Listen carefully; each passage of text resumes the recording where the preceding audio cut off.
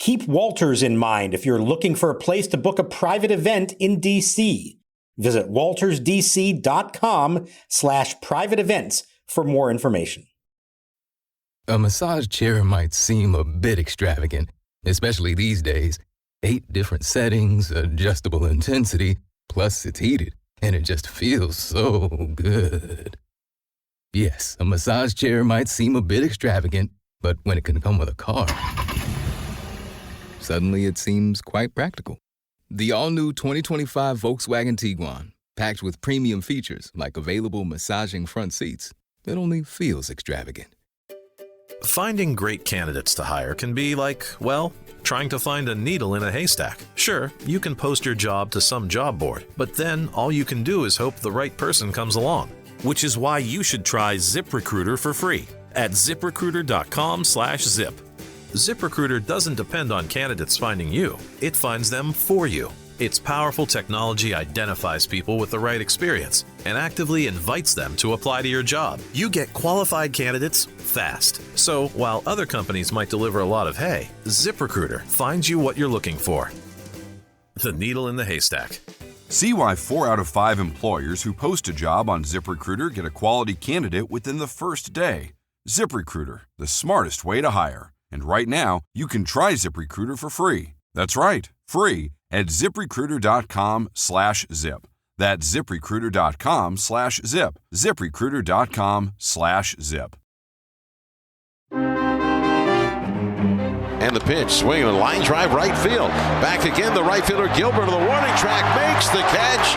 He handles all 3 balls hit to right field in the 9th inning, and the game is over. And in fact, the Washington Nationals are shut out for a second straight game. We got to do the little things to win ball games. Simple as that. We got bases loaded, no outs, ground ball. You know, that's at least 2 or 3 runs right there.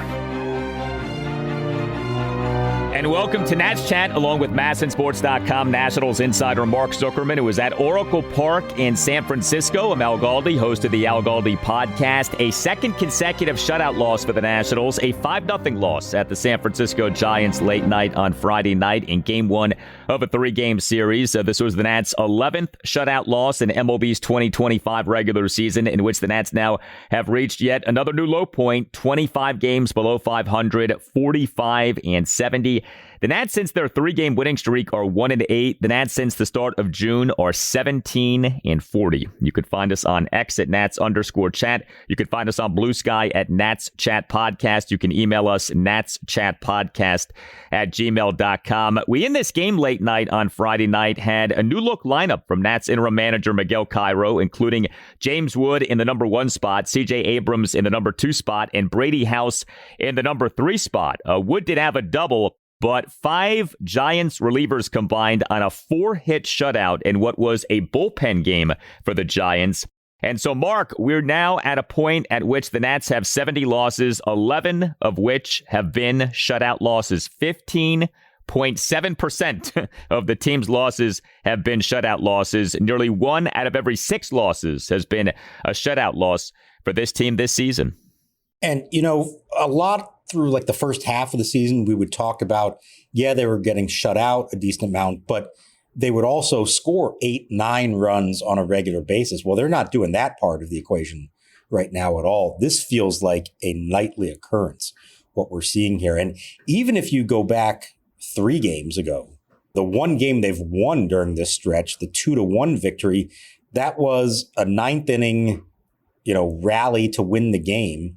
You add that total from that game with the last 2, the shutouts, the last 27 innings, they've scored 2 runs on 11 hits and only drawn 2 walks in 27 innings. That's just not going to cut it. And you heard Miguel Cairo after this game be a little more critical of their approach at the plate. He talked about how they are letting fastballs go by. They're swinging at breaking balls. They're chasing out of the zone. In doing so, they're basically inviting the opposing pitchers not to have to throw strikes because they're not being patient and not taking their walks. They're letting the pitchers control the situations. And let's be clear, they're not facing the elite pitchers here the last few days. These are bullpen arms. These are bulk relievers. These are guys that they should be able to have at least some modicum of success against. Yeah, the Nats late night on Friday night did not face Madison Bumgarner in the 2014 World Series. This was, again, a bullpen game for the Giants. I do like the Miguel Cairo, who we are hearing these days. He now, after each of the Nats' last two games, each of which has been a shutout loss, has sounded off, and I kind of use that cautiously because it's not like he's yelling and screaming, but he's been more critical these last two games. Right now, we just got to, we got to figure out how you're going to be aggressive in the fastball and go out there and just do it. He has spoken out in a way we had not heard him speak out previously. I also want to make this point about the Nats' recent offensive struggles. Yes, the Nats made 5 sell-side trades in the lead-up to the trade deadline, but it's not like they got rid of a bunch of offensive forces. There were 2 position players who got dealt. They were 2 guys who were not playing every day, Ahmed Rosario and Alex Call. Now, each guy was doing pretty well offensively this season. That is true. But neither guy was an everyday player. So, if you want to talk about like the bullpen problems and say, well, the Nats did trade away 3 relievers who had been doing relatively well, okay. The Nats even traded away a starting pitcher who you could argue had been okay in Michael Soroka. But it's not like a bunch of great hitters were shipped off prior to the deadline. And yet this team is struggling offensively. What did you make of the new look lineup with Wood in the 1 spot, Abrams in the 2 spot, House in the 3 spot? We also had Robert Hassel III in the 6 spot. I understood why you try it. You got to try something different. And quite frankly, we used to see Davey Martinez do this with a slumping slugger, put him in the leadoff spot. Remember Kyle Schwarber? And that took off for him, not just that season, but his career after that. I think he did it maybe with Bryce Harper at one point way back when he wasn't going well. Stick him in the leadoff spot and see what works. Now, Wood, he hit the ball better. He hit a ball to the warning track in his first at-bat. He hit a ball way up high on the wall in right field for the double in his second at-bat. So a little bit better from him. It didn't necessarily produce results for the team. I'll be curious if they go back with this again on Saturday. They're facing another lefty. Maybe you do go ahead and try that. Brady House hitting third. I get it. You don't have a whole lot of other options. And Luis Garcia had to miss the game as well because of a bad back. And it looks like he's going to sit out Saturday. Brady House has not hit left-handed pitchers at all so far in the big leagues. He certainly didn't do it in this game. But let's be clear right now. It doesn't matter. This isn't about who's batting where. It's about the fact that nobody is producing. And you mentioned how, they only traded Ahmed Rosario and Alex Call. The rest of them were the same. The reason they're in this offensive funk is because of James Wood's massive slump. C.J. Abrams also has been in less so, but still a slump. Nathaniel Lowe has gone ice cold, not doing anything for them. Josh Bell, while he's been better than he was early in the season, is not really sustaining anything for them. And then the bottom half of the lineup isn't doing much either. There's nobody right now in this lineup that you say, oh yeah, he's hot. This is somebody who can carry us and get us going. It's nobody in the lineup. And so I think Wood's slump in particular just magnifies everything else that's going on right now. It does. And, it's a little unfair, but it is the reality. Wood struggles, Abrams struggles, and the lineup does nothing because nobody else steps up. Nobody else emerges. It could be that Wood and Abrams are slumping, but others are doing better. That's not the case. Wood and Abrams are slumping, and everyone else, for the most part, is doing poorly. What about Brady House? I think we both agree he needs to play every day, and you're certainly not going to arrive at like a full definitive judgment on him based on just this season. But he's not doing well. He's been up for a little bit here now. His OPS is 585, and there have been a few games in which he has stood out, but otherwise, there really hasn't even been like a decent stretch of him doing well. Like, it's been pretty underwhelming with him offensively since he got called up. Offensively, yes. The defense has been very good, and that's been nice to see. Now, that's not going to be enough in the long run, of course. You've got to be able to hit if you're going to be the player that he's supposed to be. I feel like most of his production has come on like singles to the opposite field. We're not seeing him drive the ball with authority. He hit those 2 homers in the one game in Milwaukee, and that's it. And it's not like he's hit other balls really well and just come up short, anything like that. He's just not hitting for power, not really driving the ball with any authority. And so that's the next step. Now, he's done it everywhere else he's been. Maybe it takes him a little while at a new level to get comfortable with that. But it's a tough spot when you've got a lineup as a whole struggling the way that it is. They're putting him into relatively prominent positions, and I'm sure he's feeling the weight of that as well. You stick with it. You got to play him out the rest of the season, give him this chance. But it's been, as you said, underwhelming. And I think that's especially true in the power department. If he wasn't hitting for a high average, he's not drawing walks either. If that's all happening, but he's hitting the ball hard and, okay, he's driving the ball to the warning track, things like that. You say, okay, it's there. I can see it coming. We haven't really seen signs of him breaking out of this other than, again, the one game in Milwaukee, which unfortunately is a long time ago and didn't even help them win that game because that was one of Kyle Finnegan's blown saves. You mentioned the lack of walks with House. He has 5 walks. His on-base percentage is .261. His batting average is .241. His on-base percentage is .261. That is quite low. Speaking of low, Nathaniel Lowe, you referenced him. His slump continues. His OPS for this regular season down to .657, and he committed an error in this game. We are anticipating the return of Dylan Cruz. The Nats are certainly taking their time with this minor league rehab assignment. Now, I don't blame him. He's coming off a really nasty and stubborn and lasting oblique ailment. He's been out for more than 2 months. The Nats, after this 3-game series at the Giants, have a 3-game series at the Kansas City Royals. Do you think it's safe to say we'll see Cruz in Kansas City, or are you not prepared to say that? I've given up trying to predict this one because it's felt all along the way that things should have been happening a little sooner than they actually have. And so I'm just not going to go there.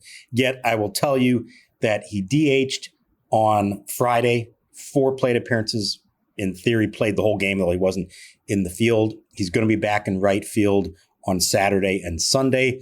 I presume he's going to try to play the full 9. He's gone 7 to this point. And if that were to go well, you'd say, okay, well, what else is there? Let's go ahead and do it. Have him meet the team in Kansas City on Monday night. But would it shock me if they said, let's take a couple more days and he'll meet him when they get back home Thursday against the Phillies? No, that wouldn't shock me, to be honest. He's done pretty well offensively. It sounds like he's healthy. So those are all good signs. It would be really nice if whenever he comes back, whether it's Monday, whether it's Thursday, if he comes in and makes an immediate impact. This team needs a jolt in the worst way. Maybe he can be somebody who provides that. That would be wonderful to see. You hope he doesn't feel the pressure to make too much happen himself. But I think from a health standpoint, it looks like everything's fine. This is really just about building up as if this was spring training for him, and they're taking it very slowly and very carefully. The Nats in this game, no runs, 4 hits, which were the double and 3 singles, 2 walks, 1 for 6 with runners in scoring position.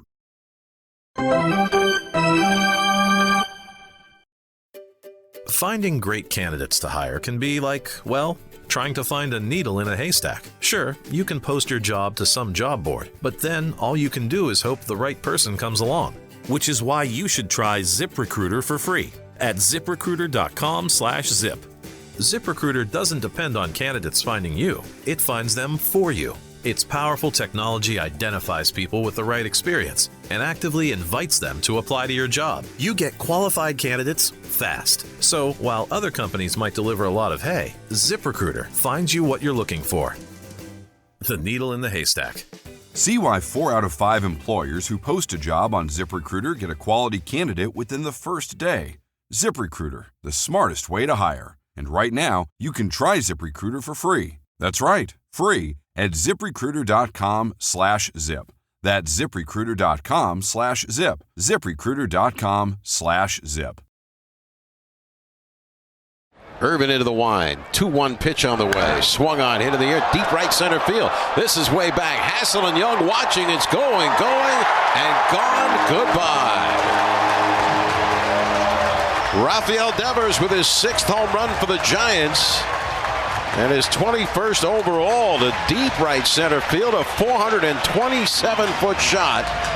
And it's the Giants 1 and the Nationals 0. The Nats starting pitcher in this 5-0 loss at the Giants late night on Friday night was Jake Irvin. He allowed 4 runs, 3 earned in 5 1/3 innings. He gave up 8 hits, which were 2 home runs, a triple, a double, and 4 singles. He recorded just 3 strikeouts. He did issue no walks, and he did throw a lot of strikes, 94 pitches, 62 strikes, 32 balls. Irvin again gave up a run or runs in a first inning. It's amazing the frequency with which Irvin has struggled in first innings this season. Bottom of the first, he allowed 2 runs on a 1-out homer and then 3 consecutive 1-out singles. The homer, a 1-out solo homer by Rafael Devers to right center field for a 1-0 Giants lead, went 427 feet per Statcast. Irvin then, as he has done so many times this season, settled down. But bottom of the 6th, he allowed 2 runs, 1 earned, as he one pitch after a 1-out fielding error by first baseman Nathaniel Lowe gave up a 1-out 2-run homer by Casey Schmidt to left field for a 4-0 Giants lead. We've talked so often about how starting pitchers respond to errors or defensive miscues or defensive plays that aren't made. I mean, that's a classic example right there of not responding well. One pitch after the Lowe error, Irvin giving up the 2-run homer by Schmidt. Yeah, and look, I can understand why emotionally when something like that happens and things are going so wrong for the team that it's going to be a deflating moment for you. I sort of understand on a human level why that might happen, but you're still a big league pitcher. You got to get the job done. He was mostly encouraged by how he pitched in this game. He kind of shrugged off the first inning stuff and he kind of laughed it off as if to say, like, at this point, it's kind of hilarious that this keeps happening. It's almost like, what are you going to do about it? And I get that. And you can look at the overall thing and say, well, he wasn't the reason they lost this game. The offense was. He also gave up 2 big home runs. And you're not asking him to be perfect, but in those situations, bear down a little more, make a little more quality pitch in those spots. Give up 2 runs instead of 4, and it could be a very different kind of ball game. So it was all right. Maybe it's a step in the right direction for a guy who's been struggling, but just like a little more crispness there. And as you said, something bad happens behind you. Do your best to shake it off, pick up your teammates, get the next guy out. Don't give up a home run on the very next pitch. Irvin's first inning ERA is at 9.75. What's interesting, though, is this. Mackenzie Gore's first inning ERA is 6.65. Mitchell Parker's first inning ERA is 6.65. Trevor Williams' first inning ERA 6.35. Only Michael Soroka had a good first inning ERA for this team in terms of starting pitchers who've made a good number of starts, 2.81. This has actually been, for the most part, a rotation-wide problem this season, the first inning. Now, it's been most pronounced with Irvin, no question. But this team has had a really hard time in these first innings and so often is playing from behind, and it ends up happening again in this game. And with Jake Irvin now, you're looking at 24 starts, ERA of 4.90. The whip is at 1.34. If I said to you, Jake Irvin, Mitchell Parker, Cade Cavalli, Brad Lord, how many of those guys do you think are in the opening day rotation for next season? We presume Mackenzie Gore will be, if he's not traded. Josiah Gray will be back. Obviously, there's the potential for an offseason trade or free agent acquisition. DJ Hers hopefully will be back, although it's certainly not a slam dunk that he would be in the major league rotation. But if you think about Irvin, Parker, Cavalli, Lord, right now, if you just had to guess, how many do you think are in that opening day rotation next year? So, yeah, I'm going to say that Gore is obviously in it. Josiah Gray, you really want to believe and hope that he will be in it. And I'd like to believe that no matter what else they have, they're going to go out and add one starting pitcher, whether through free agency or a trade, maybe more than that. But you would think they add at least one to the equation. And so that only leaves, in theory, 2 more spots. So I'm going to say 2 of those guys are in the opening day rotation. Now, that provided that everybody else is healthy, et cetera, et cetera. And so in a way, these final 7 weeks are maybe a bit of a competition between them all to earn it. Now, Brad Lord's a lot less of a sample size to work with, but you've liked what you've seen from him, certainly. And I don't know if that would give him a leg up or not. But if he gets to the end of the season and he's clearly the best of them, then I think you do have to give him a little bit of an advantage. I think that Irvin would hold the advantage over Parker based on a little more track record. While he has been inconsistent and the bottom line numbers haven't been great, he probably has had more like legitimately good starts along the way than Parker's had and good stretches. Remember the first half last year, he was almost an all-star until it kind of started to go south on him. So I would think they would put him ahead of Parker on that list. But yeah, I think your point here is none of them should feel 100% safe. Cavalli needs to show a whole lot, of course. And these next 7 weeks, if you're looking for things that matter, the rest of this season, a lost season otherwise, the performance of all those starters is definitely on that list. And whether it's Mike DeBartolo or whether it's somebody else who takes over eventually, they've got to be watching these starts and evaluating who they think really looks like they're part of the rotation next year and who isn't. Yeah, and that was exactly the point I was trying to make. And with Irvin, the sample size now is relatively healthy. 81 major league regular season starts. And I wonder if that does start to work against him. Yes, he has had some success, but there also now becomes this rising argument of, do we not kind of know what he is and is not because that sample size has grown? 81 starts, ERA of 4.61. That's what you're looking at here. I wonder if whoever is running baseball ops says, well, at least with Cade Cavalli, there's more that we can see. Brad Lord, there's more that we can see. Even Mitchell Parker, there's more that we can see. With Irvin, we've seen enough to know what he is and what he is not. And so as he keeps having these outings that are like this, where, bad first inning, better after that, but ultimately the final line isn't very good. The ERA is flirting with 5. I wonder if that really does start to work against him because, this is season number 3 for him as a legitimate member of the Nats rotation. And like you said, the bottom line numbers just have not been that good. Yeah, I hear what you're saying exactly. And there's no fault in that logic. I think the one thing he brings that the others at least have not proven yet is durability and being a workhorse. And, we'll see how the new front office and manager and coaching staff, how they build a pitching staff. Are they about starters going 6+ innings, or is there a different mindset of we're not looking for that anymore? We're going to try to build a deeper bullpen. And as a starter, you're just going to try to get us through 4 or 5 innings. I have no way of knowing right now what that's going to be. But if you do care in any way about length from your starters, Jake Irvin, maybe even more than Mackenzie Gore, I think right now is as close to a lock as anyone is of, you're going to get 6 innings most of the time out of him. It may not be the 6 best innings you can get, but he is going to be a workhorse and eat up innings. And there is probably some value in that. It is so funny having these conversations without knowing who is running the entire operation. I mean, we are flying blind when we talk about this stuff because there just are so many wild cards here.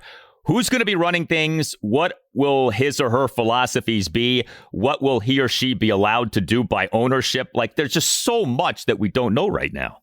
And it's easy to look at it and say, oh, well, if Mike DeBartolo does get the job, well, we think we know how he feels about things. We don't really know. And there may be bigger, bolder moves that he would like to make, but isn't going to make when he's still in this interim situation. If he had the job full time, he might feel like he had the authority to go out and make a bold move. I have no reason to believe this, but what if he's just not a Jake Irvin guy and says, nope, this is not the kind of guy that I want in my rotation, that the numbers say this and the analytics say that. And I've seen him now for 3 years. I don't believe in him as a big part of our future. And he goes and tries to trade him this winter, something like that. I'm just throwing that out as an example. He might feel that way about, anybody on the team. While we may feel like we know more about his philosophy than anybody from the outside who may come in, I think it'll be fascinating if he does get the job. How many bold moves, if at all, does he make this winter? And that doesn't necessarily just mean who he brings in, but who he might get rid of. That might speak a lot about what he actually thought about some of these players on the team the last few years, but wasn't in a position of authority to do anything about it. The Nats bullpen in this 5-0 loss at the Giants late night on Friday night. 2 Nats relievers combined to allow 1 run in 2 2/3 innings. We saw a lot of Shinnosuke Ogasawara, 1 run in 2 1/3 innings. Orlando Revolta faced 1 batter and got 1 out. Were you at all surprised that Revolta, he goes 1 2/3 scoreless and then gets brought back out there? We're seeing a decent amount of Ogasawara here, and we're seeing Miguel Cairo, at least with Ogasawara, deviate from that Miguel Cairo template of you use a lot of relievers in short spurts. Ogasawara is getting put to the test in terms of length here lately. Yeah, it's been interesting. He's arguably been one of their more effective relievers here, at least in the last week or so, I suppose. And he does provide length because he's been a starter throughout his career and minors this season. I think they're just trying to figure out what he is and could he be something of value for them? And then in what kind of role would that be? It would have been really nice to get through this game only using the one reliever, and he couldn't quite get there. They needed Rebalta to finish it out. Even if that's all he ends up being for them, it's actually something we've talked about for several years. The lack of a true long man, somebody who in a game that you're losing, you can bring in and just finish it out and save your other relievers for another day. Maybe that's what he ends up being for them. Maybe he can have some level of success in that role, in the Paolo Espino role, let's call it. I'll be curious. I can't believe I'm saying this, but I kind of want to see more of him to find out what is he. What we saw from him as a starter was not impressive and didn't make you think that he had a lot of opportunity or chance to be successful as a big league starter. What we've seen as a reliever in a handful of games here so far has been better, and it's been enough to make me say, all right, in a lost season, what's the harm in finding out more of what you have in him? And maybe there is ultimately a role for him in the bullpen some way. His lack of stuff is concerning. He does not strike guys out, as we know, but this outing on Friday night, he threw 50 pitches, 29 strikes, 31 balls. We will see relievers throw more balls than strikes occasionally, especially if you only throw like 10 or 15 or 20 pitches in an inning. You throw 50 pitches, that's a decent number of pitches, and he threw more balls than strikes in this game. So yeah, the lack of stuff does worry you, but right now, the Nats need all the help they can get with the bullpen, and Ogasawara has been decent here lately. So the Nats get shut out for a second consecutive game. Game 2 of this series, Saturday afternoon at 4:05. Brad Lord will be the Nats starting pitcher. Hit us up on X at Nats_chat. Hit us up on Blue Sky at Nats Chat Podcast. You can email the show to natschatpodcast@gmail.com, including if you would like for us to deliver a shout out, a get well wish, a happy birthday, a congratulations, a happy anniversary. You get the idea. You want to send a shout out to someone who listens to the podcast. Email the man who runs the podcast, Tim Shovers. He'll let you know about the cost of doing so. And we appreciate the support very much. Again, the email address is natschatpodcast@gmail.com. All Nationals radio highlights on Nats Chat are courtesy of 106.7 The Fan. For Mark Zuckerman, I'm Al Galdi. We thank you for listening, and we'll talk to you next time on the Nats Chat Podcast.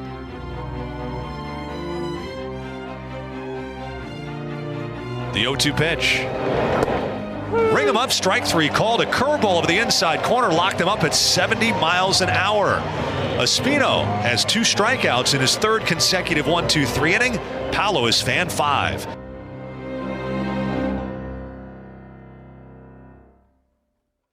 Warning, the following ZipRecruiter radio spot you are about to hear is going to be filled with F-words. When you're hiring, we at ZipRecruiter know you can feel frustrated, forlorn even, like your efforts are futile, and you can spend a fortune trying to find fabulous people, only to get flooded with candidates who are just fine. Fortunately, ZipRecruiter figured out how to fix all that. And right now, you can try ZipRecruiter for free at ZipRecruiter.com/zip.